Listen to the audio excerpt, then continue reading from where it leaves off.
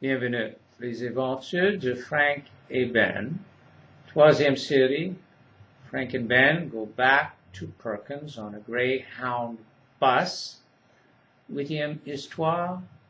Frank and Ben go back to Perkins, part 8. Frank and Ben are on a Greyhound bus going east across Canada. They are beginning to wonder whether the trip will ever end.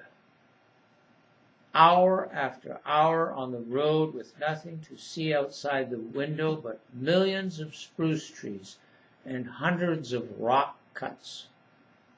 Hundreds of great towering walls of granite on both sides of the road.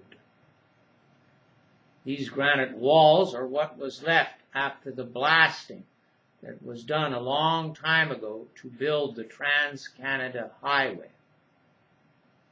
It was done to make it run reasonably level and straight through the rough country that is called the Canadian Shield. A lot of dynamite must have been used to cut through so many steep cliffs and hills and to break up so much hard rock. Sometimes they see a few horses or cows in some barren field, and these remind them of the time they spent on Uncle Bob's ranch. Sometimes they see a few forlorn buildings, houses, sheds, and barns, set on land that is strewn with rusty equipment. Sometimes there are old cars and trucks and other pieces of junk lying around. It almost looks as if these places were abandoned. One time, the strangest sight of all, we saw a guy jogging down the highway in the middle of nowhere.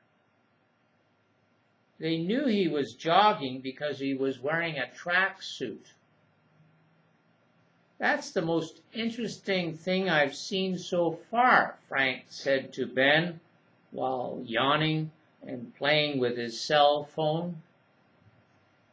He was trying to think of someone to call, but having already called his friends and family a number of times, as well as having talked to Ben's friends and family, he wasn't having much luck. "Let me call my grandfather," Ben said to Frank finally. "I haven't spoken to him in a long time."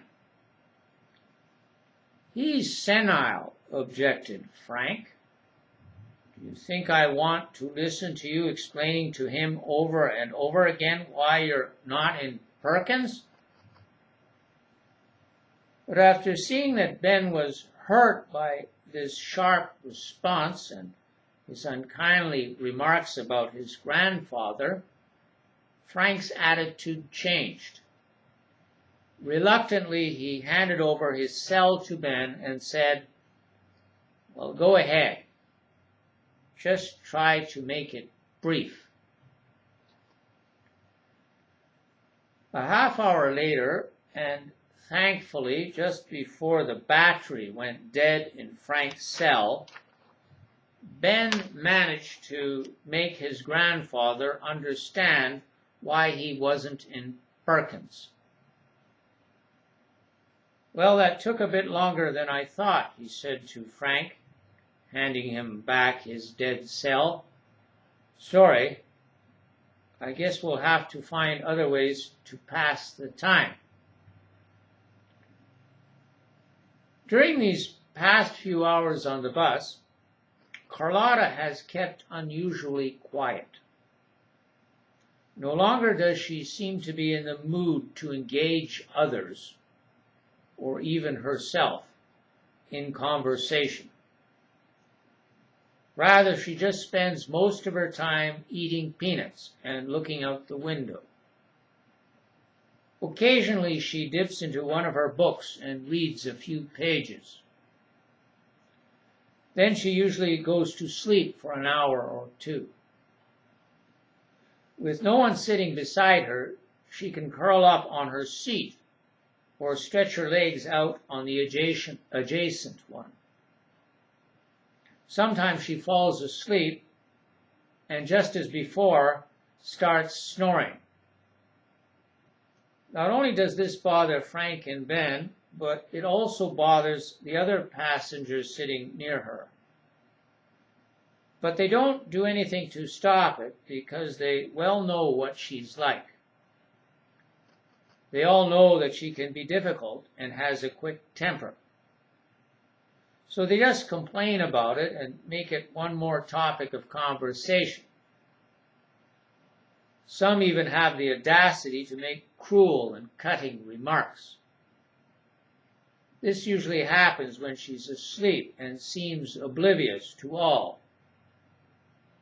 Poor Carlotta. After having stood so high in the esteem of everyone on the bus when she stood up to the three troublemakers in Cucamonga, she is far from enjoying their good opinion now. Perhaps it is only Ben who, in his innermost thoughts, wonders if there is some injustice here.